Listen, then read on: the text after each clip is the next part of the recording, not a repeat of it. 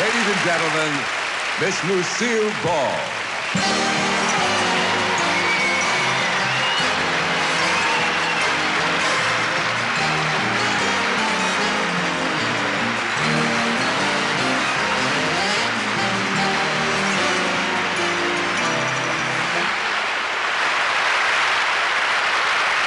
Thank you very much. You know, Bob Hope means to film what Attila the Hun meant to the maidens of Europe. Yep, both of them committed every possible act in order to conquer. Of course, Attila wasn't going for laughs, but Bob was, and laughs he got. Film after film, millions of people would plunk down their drachmas and their pesos and their escudos and their marks to see Bob Hope and laugh. And through most of Bob's career, the world has desperately needed a laugh. Bob relieved the tension and told a weary world that things weren't that bad and there was still fun to be had. But the reason I'm here, Bob, is to talk about something a little more personal. What it meant for me to be one of your leading ladies. When I was starting out, my agent called one day and said, "Guess what?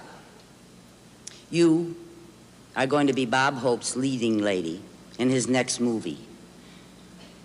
I said, "You mean I'm going to be in a movie with Bob Hope?"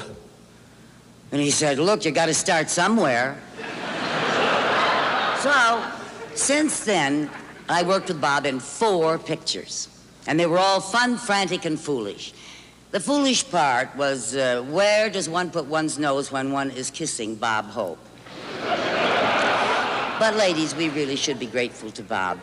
Long before the ERA and women's liberation, he was the one male performer who took women known for years as sex objects, and in scene after scene, personally destroyed those images. And here's the proof. You know, I just love Bob. I just love him. And along with millions of others, he made me laugh, too.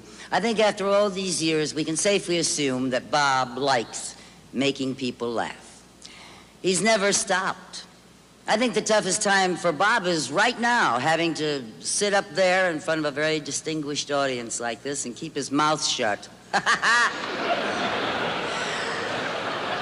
Rapid Robert. Bob, as a close friend, may I say that on a laugh scale from 1 to 10, you rate a 12.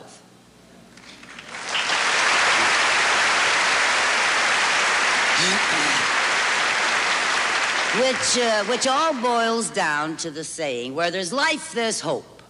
So we are all waiting patiently for your next endeavor. Somewhere there's a new leading lady, a new bit of business, a new way of doing a take, a more outrageous costume to wear, a new way of telling an old joke. Just waiting for you, Bob, to bring it to life in your own inimitable style. So, Mr. Hope, on behalf of all your leading ladies, past, present, and future, I offer your audiences this bit of advice.